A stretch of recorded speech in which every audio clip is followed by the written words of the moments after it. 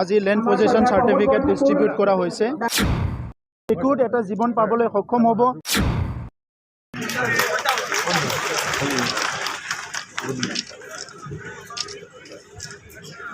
শ্রী সেলমনি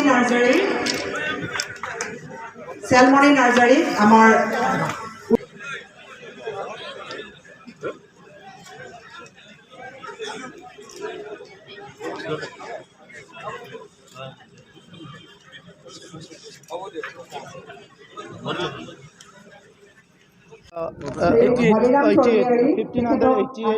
আজি land position certificate distribute করা হয়েছে আৰু ক্লেমেন্ট হিসাবে বেছি আছিল বাকিখিনি স্ক্ৰুটিনি কৰি আছে।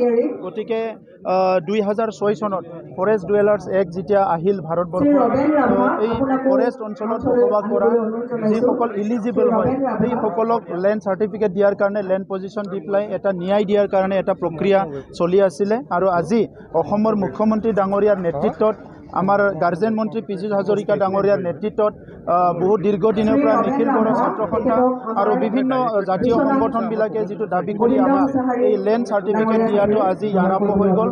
চ' গহপুৰত বা বিশ্বনাথ ডিষ্ট্ৰিক্টত যিখিনি বাকী আছে পৰৱৰ্তী সময়ত তেখেতসকলে পাব। গতিকে এইটো এটা ডাঙৰ ন্যায়ৰ কাম হৈছে। মুখ্যমন্ত্ৰী ডাঙৰীয়াক মই এই অঞ্চলৰ জনজাতীয় ৰাইজৰ হৈ ধন্যবাদ জনাইছোঁ। অনাগত দিনত জনজাতীয় ৰাইজে ইয়াত স্থায়ীভাৱে এটা সিকিউৰ এটা জীৱন পাবলৈ সক্ষম হ'ব।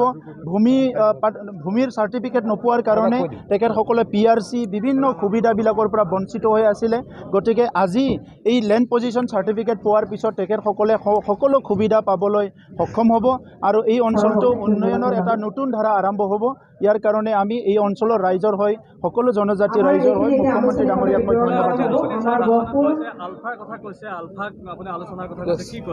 চাওক, আমিতো বিচাৰোঁ অসমখন স্থায়ী শান্তি হোৱাৰ কাৰণে যিসকলে বন্দুক লৈ আছে সকলো মেউল খুঁটিলৈ আহিব লাগে। কাৰণ এতিয়া বন্দুক লৈ পেলাই সমাজ গঢ়াটো কিমান সক্ষম হ'ব সেইটো আমি সকলোৱে জানো। সেইকাৰণে সমাজখন যদি আগুৱাই লৈ যাব লাগে শান্তি প্ৰতিষ্ঠা কৰিব লাগিব আৰু শান্তি প্ৰতিষ্ঠা কৰাৰ স্বাৰ্থত সকলো মূল খুঁটিলৈ আহিব লাগে। এইটো আমি আহ্বান কৰিম। এইটো আমাৰ বিষয় নহয়, আমাৰ বিষয় নহয়। এই বিষয়টো মানে কেন্দ্ৰ চৰকাৰৰ বিষয়, কেন্দ্ৰ চৰকাৰে কৰিব। মন্ত্ৰী